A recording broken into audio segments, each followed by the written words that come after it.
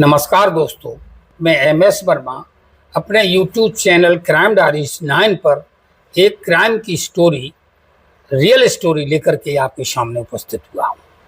दोस्तों, ये कहानी जो है उत्तर प्रदेश में है। उत्तर प्रदेश में एक जिला पड़ता है फिरोजाबाद। फिरोजाबाद क्षेत्र में एक कस्बा पड़ता है। फिरोजाबाद जिला में एक कस्बा पड़ता है। उस कस्बे का नाम, थाने का नाम होता है जसराना। जसराना थाना क्षेत्र के अंतर्गत एक गांव पड़ता है। उस गांव का नाम होता है नगला जाट। गांव नगला जाट में सोमवार को 18/8/2025 की रात को एक किशोरी की गला काट करके जो है हत्या कर दी गई। मंगलवार 19/8/25 को सुबह 6 बजे के आसपास घर से 500 मीटर की दूरी पर उसका जो शव है एक खेत में पड़ा मिलता है। ग्रामीणों की सूचना पर जो है स्वजन उनके वहाँ पहुँचते हैं उस खेत पर और पुलिस को सूचना भी देते हैं।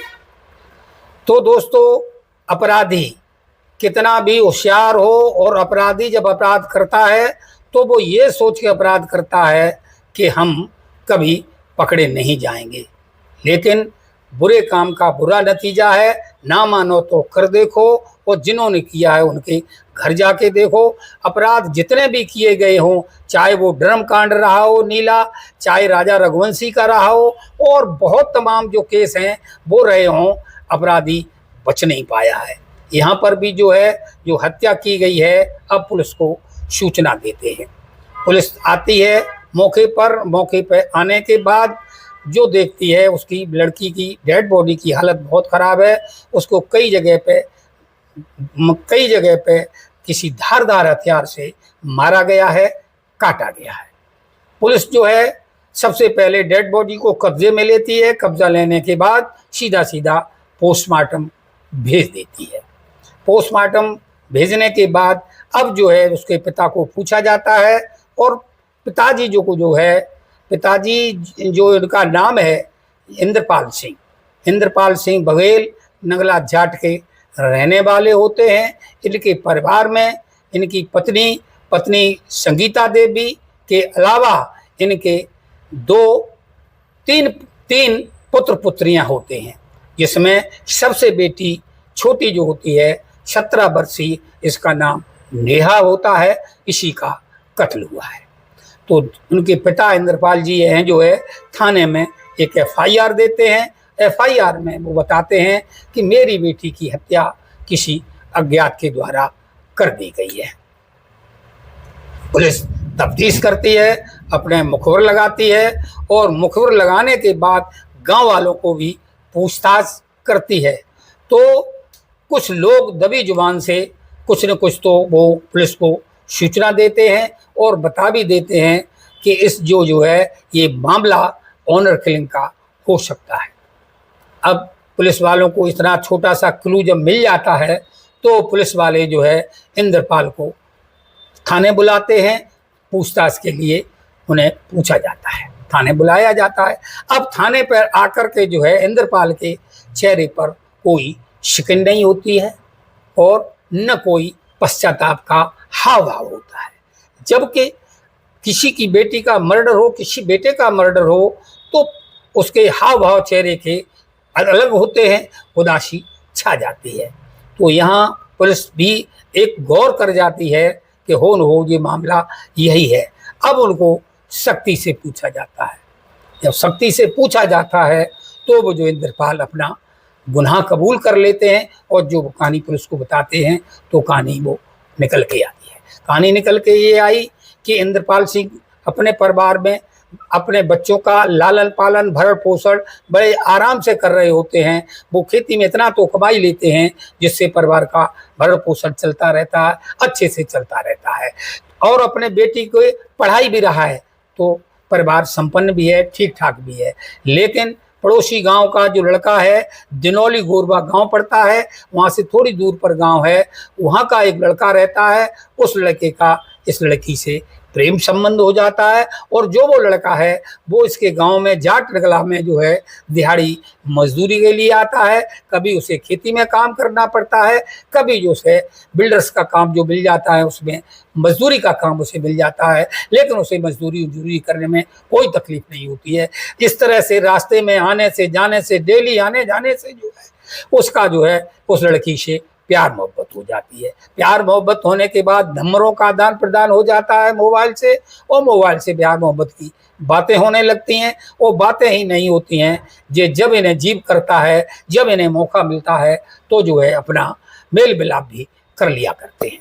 ये बात कहते हैं प्यार प्यार मुस्क जो है छुपा ही नहीं छुपता है। इस कहानी में भी ऐसा ही होता है कि ये जो चर्चा है वो धीरे धीरे गांव में शुरू हो जाती है, और वो चर्चा पिताजी यानी इंद्रपाल के कानों तक आती है। और जब वो कानों तक ये बात आती है अपनी बेटी के बारे में, तो वो अपनी बेटी को वो समझाते हैं, प्यार से समझाते हैं और कहते हैं कि नहीं तो हम तुम्हारा पढ़ना लिखना बंद कर देंगे। इतना समझाने के बावजूद जो है वो लड़की पे इश्क का भूत था, वो मानती नहीं है। लेकिन जब वो मानती नहीं है तो पिता इंद्रपाल ने भी रंगे हाथों पकड़ने की कसम खा ली। अब तारीख ये 18 आती है, 18/8/2025 की रात को जो है वो प्रेमी से मिलने के लिए 1 बजे के समथिंग वो अपनी चारपाई से उठती है। और चारपाई से उठने के बाद जैसे ही वो निकलती है, बाप उस वक्त झगड़ा होता है, वो भी पीछे से जाने लगता है, कुल्हाड़ी लेता है और पिछाई पे वो दाबता है। अंधेरा था ही, डुक्के छुपके बाप चल रहा होता है। जैसे ही लड़की 500 मीटर दूर पर पहुंचती है और वो पीछे था, वहाँ उसका बॉयफ्रेंड होता है और जो आपस में मेल मिलाप करने की सोचते हैं, तैयारी करते। तब तक बाप जो है पीछे से पहुंच जाता है, और पहुंचने के बाद वो लड़का 1-2-9-2-11 हो जाता है। बचती है उसकी लड़की, उसकी आंखों में मतलब खून सवार हो गया था सिर पर।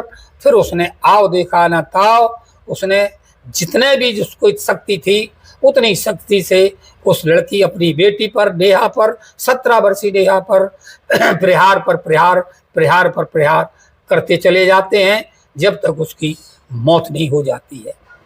ये जो है उसने पुलिस को सारी कहानी बताई, और कहानी बताने के बाद इस कहानी में जो पुलिस वाले थे, वो जब पुलिस सूचना दी जाती है तो जो एसपी होते हैं त्रिगोविशेन होते हैं वो आते हैं, सीओ होते हैं राजेश जो है गुड़ावत वो आते हैं, और इंस्पेक्टर शेर सिंह आते हैं।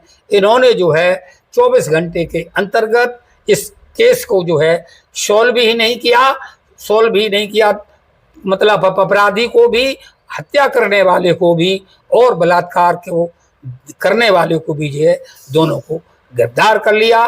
गिरफ्तार करने के बाद पिता पर जो है 302 की धारा लागू होती पुरानी, और इस जो लड़का है उसको बलात्कार और पास्को एक्ट की धारा लगाई जाती है।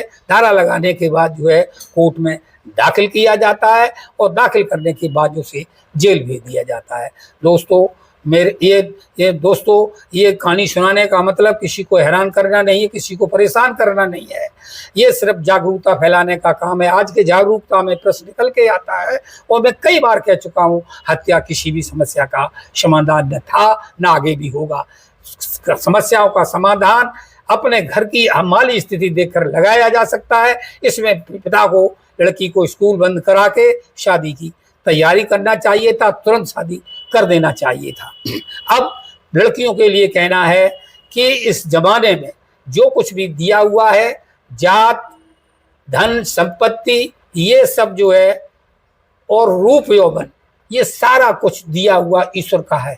हम अपनी जात नहीं बदल सकते। मेरे हाथ में जो है, तो विद्वान लोगों ने कहा है, when wealth is lost nothing is lost, when health is lost something is lost, when character is lost all is lost.